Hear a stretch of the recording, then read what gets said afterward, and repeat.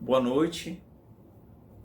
Agradecemos a Deus por mais uma semana, mais um momento de reflexão, um momento literalmente de provas e expiações, né? De percebermos cada um dentro dos seus lares as dificuldades que tem, por exemplo, para conviverem consigo mesmos e com os seus e ainda assim crescerem com isso.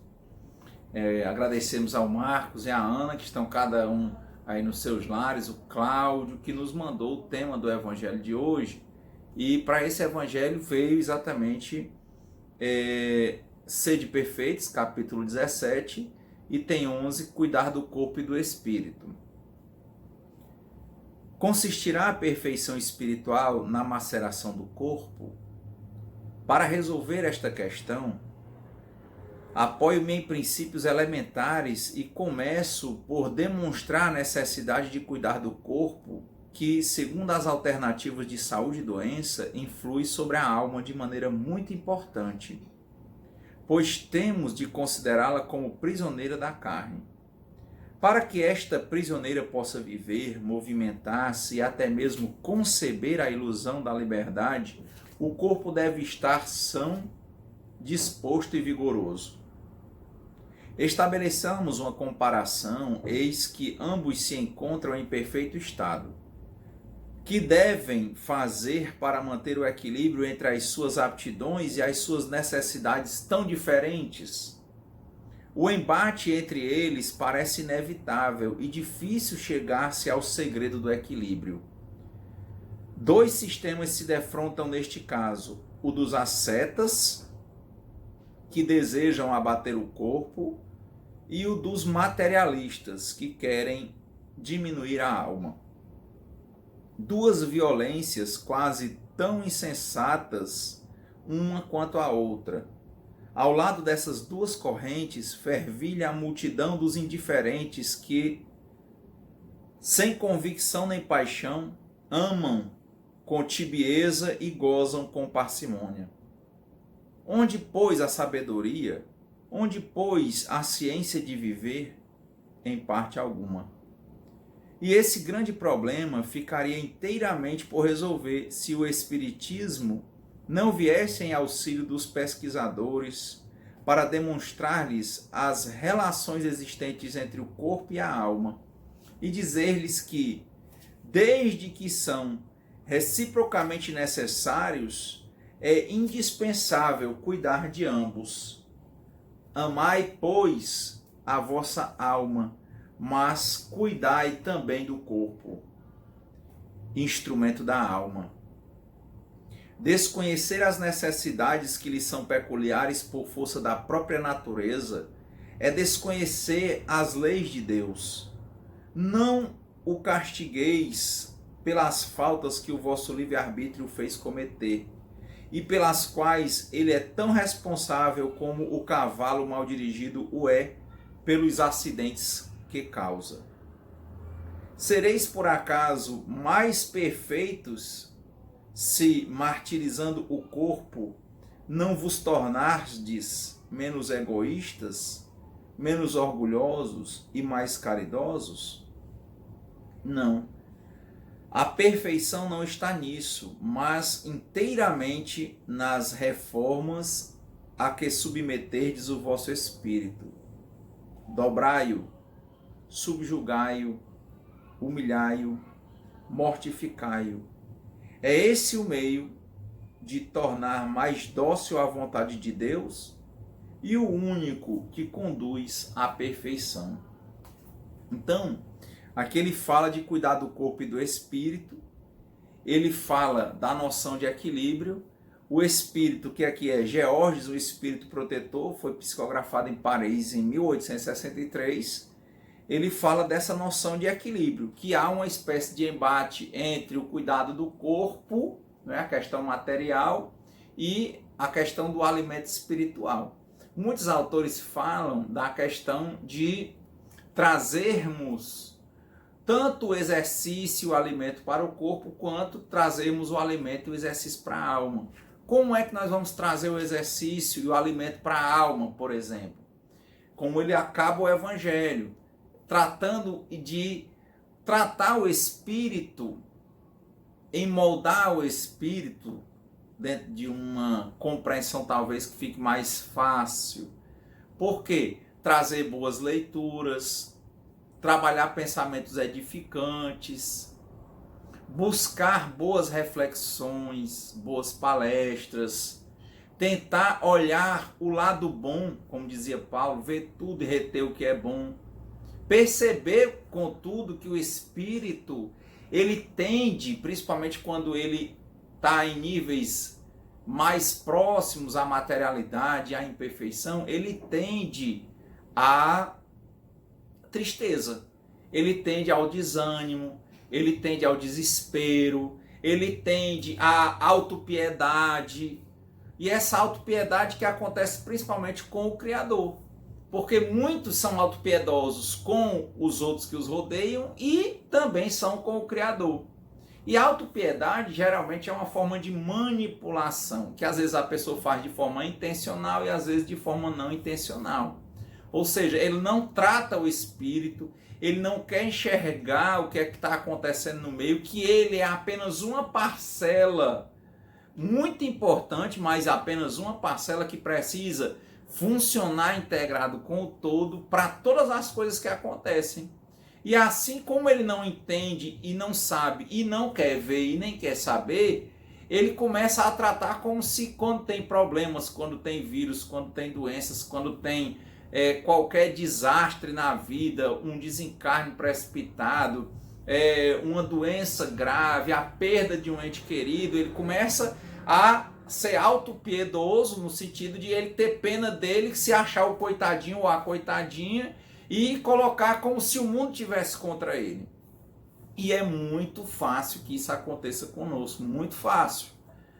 E aí ele deixa de enxergar o lado bom. Nem ele vê tudo, por quê? Porque ele só quer enxergar a parte, só quer enxergar o umbigo, e esse modo que ele enxerga é ignorante no sentido em que ele entende errada a natureza das coisas, porque ele coloca como se ele fosse o centro do universo, e aí como se todo o universo estivesse se voltando contra ele. Ao invés dele viver integrado com o universo, ele coloca a ele mesmo numa posição de oposição ao universo. E aí ele começa a atacar os outros, porque ele começa sendo autopiedoso, então se ele é autopiedoso, ele é a vítima, ele vai atacar o vírus, pode chamar o vírus de cabeça de serpente, ele pode chamar, querer eliminar os outros, porque toda a noção dos outros é uma noção de inimigo, porque ele é o coitado, ou seja, tudo pode acontecer com ele de bom. Se acontecer qualquer coisa que fuja do que ele entende, ele se desespera. E aí ele começa a criar nomes feios para os outros, a colocar a culpa dos outros, a não educar o espírito. E é nesse momento que o final do evangelho diz, né? Que nesse caso subjugai, humilhai-o, mortificai-o. Nesse caso o espírito. Que espírito? Esse que demarca o baixo ego. O baixo eu. Esse eu que está voltado exatamente para a autopiedade, para entender que o problema é com ele, para entender o resto como oposição, para se colocar numa posição às vezes de estar ali ele de um lado e o universo do outro, ao invés dele olhar para o universo de uma forma em que ele faz parte do universo e que a força do universo está com ele e que ele tem que aceitar. Ninguém nasceu, por exemplo, né, enquanto espírito encarnado, enquanto corpo, para viver eternamente. Ninguém nasceu, ninguém que nunca tenha adoecido. Ninguém nasceu que nunca tenha tido algum parente que morreu. Não tem isso. Então a grande mágica da vida, o aspecto filosófico do espiritismo, enquanto filosofia também, é exatamente olhar para a morte, para entender que ela existe, que ela é um fato, não é uma discussão racional. Para a doença, que é um fato, que não é uma discussão de racionalidade, é fato. Para olhar para a velhice e entender como fato. Então, velhice, doença e morte são três fatos que são colocados no mundo para que o mundo se renove, para que o mundo se transforme, para que as pessoas, sabendo que tem doença, velhice e morte, elas possam entender melhor como elas vão viver a vida delas. E como é que elas vão viver a vida delas? tratando do espírito, tratando de moldar o espírito, de subjugar essa parte do espírito que tem a ver com essas impressões de autopiedade, essas impressões de negativismo, essas impressões de belicosidade, no sentido de ir para atacar o outro. Pode ser atacar até um vírus, mas é um ser. Como nós somos seres, como as plantas são seres, as vacas são seres. E aí vem o grande questionamento, por exemplo. Quem está ferido tende a ferir. É bom olhar, porque se está ferindo, está ferido. Se está ferindo, é porque está ferido. É a hora de olhar para isso como um espelho. Olhar para esse relacionamento como um espelho.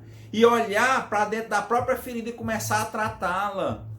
Uma colega outro dia falando comigo sobre reparações, que era difícil. Eu disse, a grande questão é, assuma a sua impotência, assuma a sua fragilidade, não seja autopiedoso, não seja autopiedosa, assuma, olhe para aquilo, não se abrace com aquilo, olhe para o seu defeito e comece a reparar. Repare-se para, consequentemente, ver a reparação no mundo, em qualquer destroço que porventura você tenha feito. Então a honestidade absoluta, a sua prática espiritual, o seu alimento, o seu exercício de atenção constante para se enxergar, para se ver, para olhar onde é que está a dificuldade em você e não no mundo, para entender que você faz parte do mundo e que se você está sofrendo, se você é uma das catracas do mundo e você está sofrendo, provavelmente não é porque o mundo está desorganizado, provavelmente é porque está faltando lubrificação no parafuso que lhe prende. Se imagine como uma catraca de um relógio. Você acha que o mundo está indo contra você, mas a mensagem talvez seja outra. Você está resistindo ao mundo e está lutando quando era para somar. Você está lutando, ó. E está lutando com a sua tristeza, com a sua autopiedade, com a sua insatisfação, com a sua belicosidade, com o seu ataque aos seus entes queridos, com o seu ataque a você, se perguntando se é mal, se é bom, quer dizer, e se enxergando às vezes como alguém ruim. Autopiedade. Atacando tudo à sua volta, ao invés de irradiar luz, tapar a luz e sofrer com a escuridão.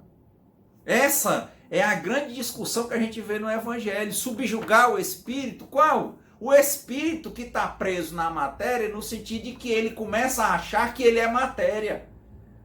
Porque a pior mentira é aquela em que a pessoa começa a acreditar. De tanto ele mentir para os outros, ele começa a acreditar. Então o espírito que começa a conviver tanto na matéria e não percebe, ele se ilude com os prazeres da matéria, só com as satisfações. Ele não quer ver sequer que na matéria, por exemplo, tem 4 estações, primavera, inverno, outono, verão, que tem um dia, manhã, tarde, noite, depois tem outro dia, manhã, tarde, noite, mas ele não quer, se ele gosta da noite, ele só quer noite. Se ele acha bonita a lua, ele não quer ver o sol. Ou seja, é uma postura totalmente desintegrada. E essa postura desintegrada machuca ele próprio. Porque como é que uma catraca, uma só, com defeito, vai parar toda a força do universo, da natureza? Se ela não quer se integrar, o que vai acontecer? É o que o Cristo dizia. Toda árvore que não dá bom fruto, ela vai ser cortada. Ela vai ser extirpada. Então essa é uma grande pergunta. Toda vez que nós nos sentimos com problemas, olharmos para nós, como é que nós enfrentamos os problemas. Talvez nem perguntarmos por que estamos passando por problema, porque talvez isso signifique autopiedade. Mas a pergunta talvez seja, como diz o Anthony Robbins, como fazermos para sairmos melhores do que entramos? Então, será que é tão importante saber por que a gente adoeceu? Saber por que tem um vírus? Saber por que ele pega nas pessoas? Saber por que as pessoas quebram? A grande importância de saber é para entender o quê? Como é que está o meu cuidado? Por que tem 100 milhões que não pegam e tem eu que pego? Por que eu pego se não existe acaso? E o que é que eu tenho que fazer? Se eu me entender como parte do universo, eu tenho que educar meu espírito para ver tudo e reter o que é bom. Para estar feliz, sendo ativo, proativo, tendo o objetivo constante de ser melhor do que eu mesmo a cada dia, sem querer ser melhor do que ninguém. E crescendo, dando a maior prova de amor do primeiro mandamento, amar a Deus sobre todas as coisas. A maior prova de amor que eu posso dar a Ele é o quê? Crescer e amadurecer. É entender que o Criador que me criou e me deu tudo, continua me dando e me alimentando. E foi muito bom, está sendo muito bom. E será melhor ainda. Não é uma alienação. É aprender a lutar com o que pode. Ver o que é bom, ser melhor do que você mesmo, eu ser melhor do que eu mesmo, observar quando esse espírito, né, esse baixo ego, está nos levando para a noção de fracasso, de coitadinho, de autopiedade, de tristeza, e olharmos para um outro patamar, para sentirmos a alegria de viver, olharmos para o que é bom, trabalharmos o que não está nos servindo. Diz o Napoleão Hill, no livro As Leis do Triunfo, muito interessante, ele fala, né, que dessas 3 palavras, não gosto disso, por exemplo, é que surgiram todas as grandes ideias, todas as transformações, porque o homem um dia estava carregando as coisas nas costas, ele disse, não gosto disso. Aí ele pensou, ao invés dele pegar e só dizer não gosto, ele foi e criou uma carroça para puxar. Depois ele motorizou essa carroça porque ele viu que puxar a carroça levava mais coisas, mas também uma hora ele disse, foi bom, mas agora eu não gosto disso. Ao invés dele olhar porque ele é ruim, o que ele fez? Ele pegou o não gosto disso e transformou em algo motorizado. Aí vem uma locomotiva, por exemplo, a vapor, o trem, levando muito. Aí tem uma hora que ele está ali no trem, muito bom, aí ele olha e diz assim, poxa, mas demora tanto andar de trem, é tão difícil fazer as estradas por trem. Ah, é melhor do que o passado. Sim, mas hoje, não gosto disso. O que ele fez? Inventou o avião. Então, não gostar de uma coisa é fantástico, desde que a pessoa queira criar algo melhor para botar no lugar. Mas ficar só olhando e não gosto disso e não fazer nada, ou ficar só na autopiedade, na lamentação, deixar a tristeza tomar de conta, fazer com que o que eu estou alimentando, que é a tristeza, virar uma depressão. Quer dizer, eu não estou exercitando aqui, não estou cuidando do corpo e do espírito, porque são doenças psicossomáticas. Essa energia que eu estou deixando de receber, essa energia que eu estou deixando de irradiar, essa contenção de energia está crescendo dentro de mim e está alimentando alguma coisa negativa, porque é o que eu estou querendo alimentar. Eu estou olhando para o não gosto disso, e ao invés de olhar não gosto disso e dizer o que é que eu vou botar no lugar, o que é que eu não estou gostando que eu posso transformar. Aí eu estou olhando e só dizendo não gosto disso, ai meu Deus, é porque o Senhor é ruim comigo, ou porque o universo, ou por que isso acontece comigo? É muito diferente. Essa é a grande diferença de uma tempestade. Dizem aí os estudiosos que os navios, a maior parte, se dentro do navio, quando começa uma tempestade, alguém tivesse a serenidade e não entrasse em desespero, esse navio tinha uma tendência de mais de 90% de se salvar, mas a maioria não se salva. Por quê? Porque as pessoas entram em desespero. Foi contada uma parábola metafórica outro dia, a pessoa dizia que teve um momento aí que uma doença foi entrar numa cidade, e o guardião da cidade disse, aí, você não pode entrar. Disse, não, eu quero entrar, eu vou matar 10 pessoas. Aí ele disse, é só 10, pois pode entrar. Só que quando ele saiu, ele disse, ei, você disse que ia matar só 10. Morreram centenas de pessoas. Aí disse que a doença respondeu para ele, eu entrei para matar 10. Mas quando os outros souberam que eu estava aqui, começou o desespero e aí morreu essa quantidade. Eu matei os meus 10 e os outros morreram por si. Então quer dizer, eles viram o problema e não foram procurar uma solução. Eles viram que poderiam, por exemplo, pegar uma doença, pegar uma enfermidade e não foram olhar, por exemplo, se eles conseguem viver bem com eles. Porque saber que morria, todo mundo já nasceu sabendo quem é que é imortal aqui, enquanto matéria. Saber que adoecia, todo mundo está sabendo. Saber que envelhece, saber que adoece. Agora a pergunta é, em sabendo que adoece, envelhece e morre, o que é que eu ou você estamos fazendo para vivermos bem? Como é que a cada momento que nós observamos esse desespero querendo tomar conta de nós estamos colocando no lugar a alegria? Como é? Quando é que acontece de, por exemplo, sentirmos esse peso e vamos lá e vamos começar a trabalhar, correr, meditar, pensar, respirar, ler bons livros, ver boas palestras, quer dizer, exercitar a alma, olhar com atenção, com a meditação, por exemplo, olhar para dentro, manter o eixo. Será que nós estamos fazendo isso? Eu coloco essa pergunta para você porque eu me pergunto. Realmente eu tento deixar de escutar quem fala e eu procuro fazer. Viver das formas mais simples. É aí que está a felicidade. Isso você encontra tanto no mendigo quanto nos homens mais ricos e poderosos da história. Você vai olhar, a vida deles tende a ser simples.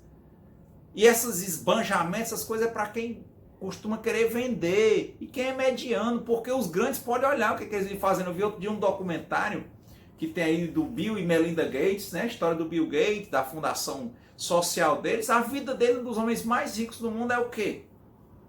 Ele vive lendo. Ele está lá nessa obra querendo construir projetos e construindo para colocar água potável, por exemplo. Criou uma máquina que transforma água de esgoto em água potável lá na África. Criaram, por exemplo, a questão de umas latrinas, né, uns vasos, porque as pessoas urinavam e defecavam e jogavam água suja no mesmo canto em que elas bebiam, e por isso que era um índice altíssimo de crianças morrendo de diarreia. E eles criaram um sistema, quer dizer, aí você vai olhar para a vida dele, veja se ele está lá esbanjando no meio da rua, tá não, o fim de semana dele ele pega uma sacolinha, 3, 4 livros, passa o dia lendo, o dia com a família, vai olhar onde foram os grandes casamentos, e não estamos falando de mediano, estamos falando dos mais ricos. Você vai olhar, por exemplo, o Jeff Bezos, o homem mais rico do mundo hoje, que é o dono da Amazon, vai olhar para a vida dele, a mesa dele ainda é a primeira mesa que ele tinha, que era a porta do quarto dele. Chega lá no escritório, está lá a mesa. Onde é que você vê grandes notícias desses homens, por exemplo, fazendo grandes problemas? Ninguém está endeusando nem dizendo que eles são certos, mas está dizendo que a humildade, o viver das coisas simples não tem a ver com não ter dinheiro, não. Porque tem muita gente que não tem dinheiro e está vivendo uma vida simples, e tem muita gente que não tem dinheiro e que está vivendo, por exemplo, aí correndo atrás do crack uma hora dessa, de qualquer tipo de prazer e total apagamento, porque ele vive numa vida totalmente desregrada, sem equilíbrio, sem autocontrole, porque não percebe, porque ele acha que viver tem que ser um barato, porque tem que ter emoção constante, porque tem que ser uma novela, que tem que ter um capítulo puxando o outro, uma cena, sabe, instigante, e a vida não é isso. É como um plantio nos terrenos, tem hora que o terreno tem que estar plantando, depois ele vai germinar, você vai colher, e depois que você colher, vai ter um tempo em que aquele terreno vai descansar, passar um tempo sem plantar nada nele, para que os minerais sejam recompostos. Então a vida é isso, ela tem recomposições, ela tem momentos de plantio, e tem momentos de colheita, e tem momentos de descanso. A gente tem um momento de se movimentar e o momento de parar, o momento de parar. É isso, aceitarmos as coisas que não podemos modificar, mas não perdermos tempo no sentido de trabalharmos em modificar o que nós podemos. E uma das coisas que nós podemos modificar é a nós mesmos. É o nosso modo de pensar as coisas, é o nosso modo de ver a vida, é o nosso modo de mantermos o equilíbrio, é o nosso modo de conduzirmos a nossa vida, é o nosso modo de fazermos e não falarmos apenas. É o nosso modo de sermos, por exemplo, a mudança que nós queremos ver no mundo. Seja você a mudança que você quer ver no mundo. Encontre a paz. Se tiver doente, aceite a doença, acolha a doença, não coloque a doença como inimiga. Trate dela. Olha o nome dos médicos dão. Eles não dão, vou matar. Ele diz, eu vou tratar. Trate. Que ela vai passar. Porque tem seres que vivem muitos anos, por exemplo. Um ser humano vai viver em torno de 70, 80, 100 anos. Tem, por exemplo, um vírus que vive menos. Tem as efemérides que vivem 24 horas, elas nascem, cumprem todo o seu papel e morrem. Como a libélula, por exemplo, 24 horas. Já deixam os ovos e morrem. Então tudo tem o tempo de vir, de desenvolver e de passar. São os ciclos da vida. Mas não tem como viver sem considerar que existe a morte. E considerar que existe a morte, que é uma transição, que é uma passagem do corpo, o que tem que se trabalhar? Fortalecer a compreensão para trabalhar as coisas do espírito. Espero estar sendo claro. Espero que nós possamos assumir mais a nossa responsabilidade com relação à nossa felicidade, à nossa alegria de viver, ao nosso cumprimento, ao nosso compromisso de irradiarmos o que é bom. Em todos os momentos, de termos brilho nos olhos, darmos esse brilho, termos alegria para dar, independentemente do que aconteça. E com certeza não é alienação se tiver atenção e compreensão do nosso papel como parte do universo, funcionando perfeitamente, porque tem um Criador, tem um Dharma. Mas a vida tem oscilações, como dissemos, tem fases. Então, com certeza, nós vamos estar cuidando do corpo e cuidando do espírito. Muito importante isso. Quem é aqui agora que está me escutando, que não tem várias vezes, às vezes por dia, esse chamado. Alguns vão dizer, é porque é um espírito que está se aproximando. Antes de culpar o espírito, de chamar alguém de obsessor, entenda, só toca funk na rádio de tocar funk, só toca brega na rádio de tocar brega, só toca clássica na rádio de tocar clássica, porque tem público. Se alguém é obsessor, é você ou eu. Chamar o outro, por exemplo, de obsessor, dizer que eu estou triste por causa de um obsessor, se ele só entrou na minha sintonia. Assumamos a nossa responsabilidade, assumamos a nossa responsabilidade. Isso é maravilhoso, esse é o motivo das nossas vidas, esse é o sentido da vida. Sermos melhores do que nós mesmos, sem querermos ser melhores do que ninguém. E ser bom é isso, entregar, confiar, aceitar e acreditar. Sabe, essa semana procurar coisas. Alguns me perguntam, Renato, e você às vezes não sente? Eu disse, eu sinto muito. O Chico não sentia. Veja a biografia do Chico, quantas vezes ele não contou que sentou na soleira da porta para chorar. Veja o Divaldo, que pela biografia dele, inclusive depois que o Nilson, ele tinha depressão muitas vezes, e depois que o Nilson faleceu, para 2013, ele teve mais um momento de depressão profunda. Mas aquilo não deixou ele cair, ele viu que não estava certo e retomou o caminho. Podemos recair, Deus está sempre de braços abertos, vamos levantar.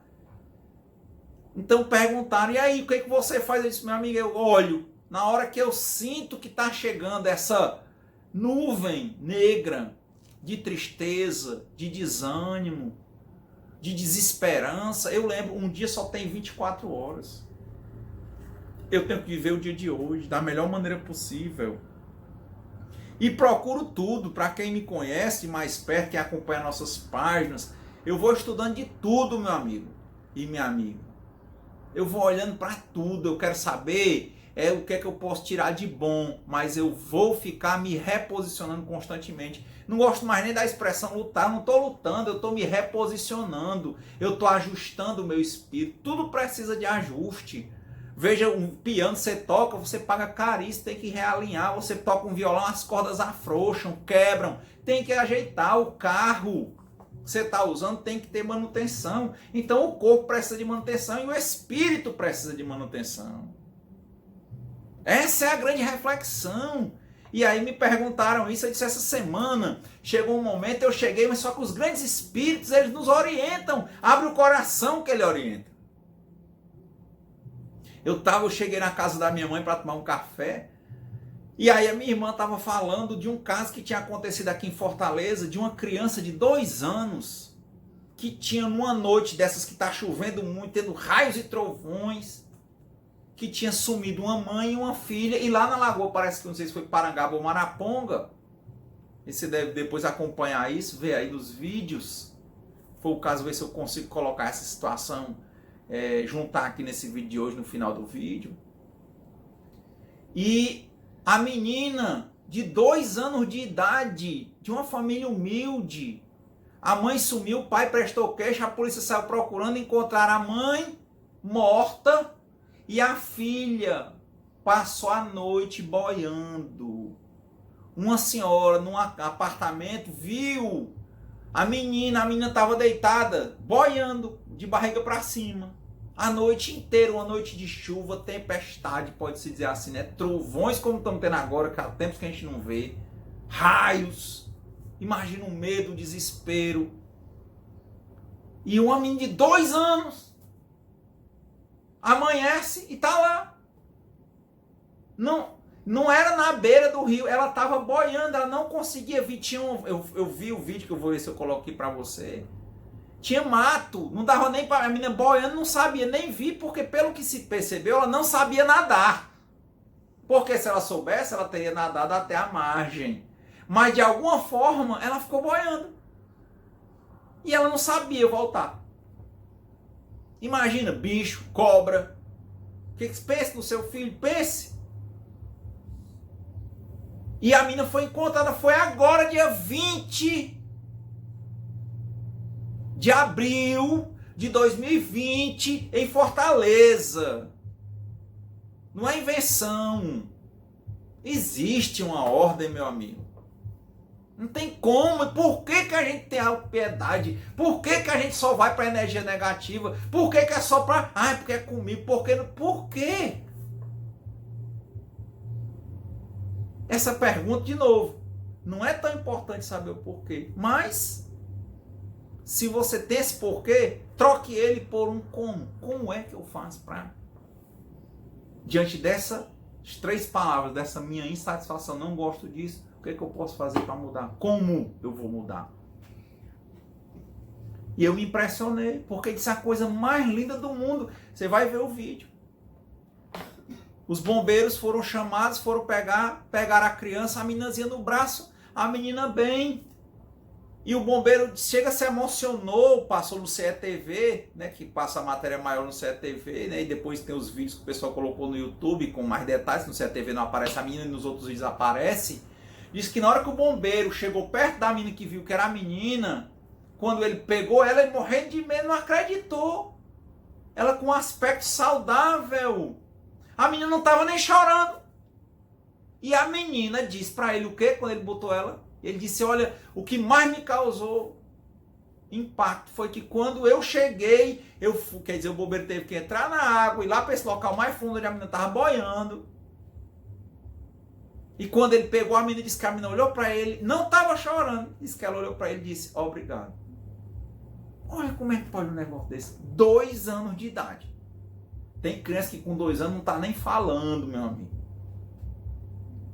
E aí eu parei para olhar isso. Olha, isso eu parei, eu perdi minha manhã, não, eu ganhei. Porque eu fui resgatar dentro de mim que não existe acaso, que existe um Dharma, que só acontece o que é necessário, que eu tenho que ver o que é bom. E qualquer coisa que acontecer comigo é porque tem que acontecer, se eu fizer a minha parte, cuidando do corpo e do espírito. Mas tem coisas que eu tenho que aceitar, simplesmente. Aí eu fui olhar, encontrei, eu já tinha falado aqui no Evangelho, uma situação que aconteceu em Goiás há 3 anos, lá na nossa página a gente colocou essas várias reportagens. A mulher grávida de 8 meses, o caminhão bateu, vinha ela e o marido numa segunda-feira pela manhã iam trabalhar. E o caminhão bateu, morreu o pai e a mãe da queda. A barriga da mãe se rasgou e a criança nasceu. O que essa criança teve? Tá normal a criança, com 8 meses. Ela teve só um deslocamento aqui da clavícula. Deslocamento, foi nem quebra. E tá bem. Outro caso que eu vi lá em São Paulo, não sei o que foi que aconteceu, a criança de 5 anos de idade, o rapaz era motorista do Uber, ele vinha entrando na garagem do prédio, do 5º andar, quando ele sentiu aquele impacto, uma coisa caiu, bateu entre o vidro da frente do carro, bateu entre o vidro e o ferro, afundou, bateu, quicou, ele acha que quicou mais ou menos como fosse uma bola, em torno de quase 2 metros, subiu, bateu e subiu, e caiu no chão. Quando ele olhou, levantou, era a menina. A menina veio andando e ficou conversando com a mulher dele. Como é que pode? Caiu do 5º andar, bateu num carro, ferro, bata no para-brisa do seu carro para você ver a força. E imagine isso caindo do 5º andar, uma criança em torno de 16 quilos, 20. Quantos quilos ela chega embaixo? Como é que pode? Já tinha outros, para a gente já parar por aqui, eu vi um caso, a menina caiu do 26º andar na China. Impressionantemente, você só acredita porque você vê as câmeras. Ela caiu, não se sabe como, saiu andando. Pule! Veja aí como é isso.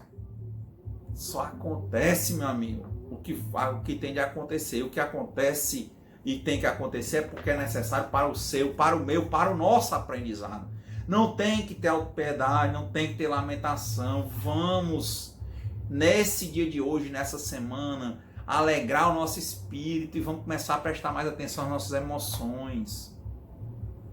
Vamos sempre olhar, dar atenção e transformar, acolher, cuidar, não atacar, não bater. Então, uma semana de muita paz, de muita prosperidade espiritual para você, muita atenção para que você e eu possamos compreender que nós não estamos sós. Que Deus é infinitamente sábio, justo e bom e que a vida é muito bonita. Que nós possamos ser as flores das nossas vidas para que os nossos lares sejam cada vez mais bonitos com a nossa presença. Obrigado.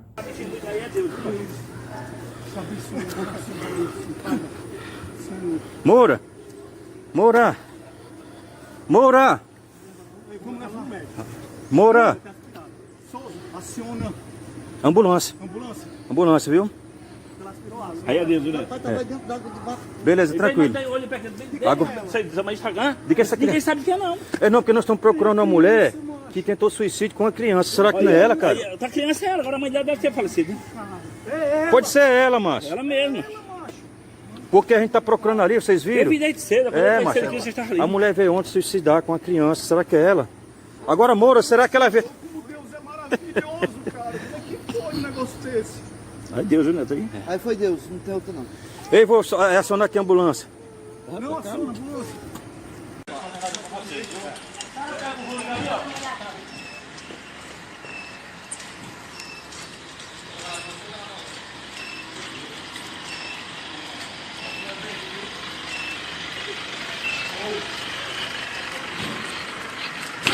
Ela também que...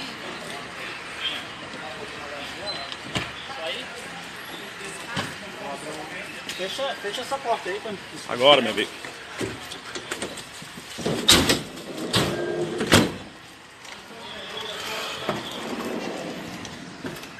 Criança de 2 anos é resgatada em Lagoa de Fortaleza. Mãe está sumida. A menina foi encontrada boiando e estava em estado de choque, mas disse obrigado aos bombeiros que a retiraram da água.